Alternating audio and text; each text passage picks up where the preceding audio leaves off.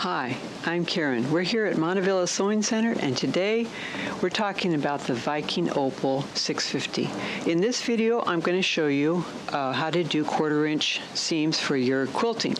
Now, when you're quilting, you want to have nice, even 1/4 inch seam allowances on all of your quilting. So, there's a couple ways you can do that. First of all, you can go into, well, let's get back into regular sewing. Regular sewing is right there. This is what your machine wakes up as.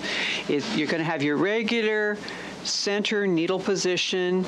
There is a way to get a 1/4 inch seam allowance by choosing that stitch, and that's going to be in category 2 here. It's going to be the first stitch. So let's get into our stitches. Move over to category, and you can see there's the 1/4 inch seam allowance right there. So I'm going to move over here, push OK, and now I am into that seam.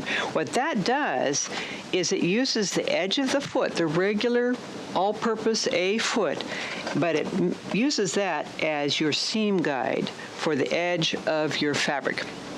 And that way you can do a 1/4 inch seam allowance. There's another way to do it, which I kind of prefer, and that's to use a foot that actually has a little guide on the side of it. That's this one here, and it's an extra accessory, but it's well worth it if you plan on doing a lot of quilt piecing. So this has a little guide on the side of it. You pull off the foot, put on the quilting foot, and here I'm going to go back to regular sewing, which is going to be right there, just our regular center needle position. And now what we have with the center needle position, using that guide, you can sew your 1/4 inch seam allowance. And notice how the edge of the fabric is just touching that guide there. I'm taking it slow so you can kind of see what I'm doing there. I'm going to stop at that point, cut my threads, and get my little seam gauge here. It's at 1/4 inch, and you can see you've got it right there. Now you can move your needle over a little bit. You can actually shorten your stitch length like that. Some quilters like to have a shorter, well, a lot of us like to have a shorter stitch length because we don't do back stitches when we're quilt piecing. We rely on the shorter stitch length to help lock those stitches in. And then you can move your needle over a little bit. This foot has an oval shaped hole in it, so you can actually get a scant 1/4 inch if you want to.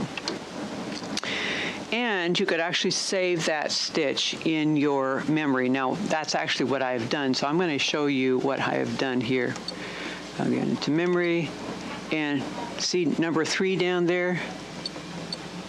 That one, I've actually saved that one, and that's the stitch width or length and needle position that I like to use when using this foot. I have a very specific, because I like to have mine really, really precise. I've learned on the hard way on a 12-inch block, if it has a lot of seams, you want to make sure that they're truly 1/4 inch. So I just wanted to let you know this is a great way to customize your machine and make it great for quilting and quilt piecing. So I hope you've enjoyed this video and found it helpful. If you have, give us a thumbs up. And if you have comments or questions, you can leave those in the area down below. We have lots of other videos on this machine and on other machines here on our Montavilla YouTube channel, so stay tuned. Thanks for watching. Bye.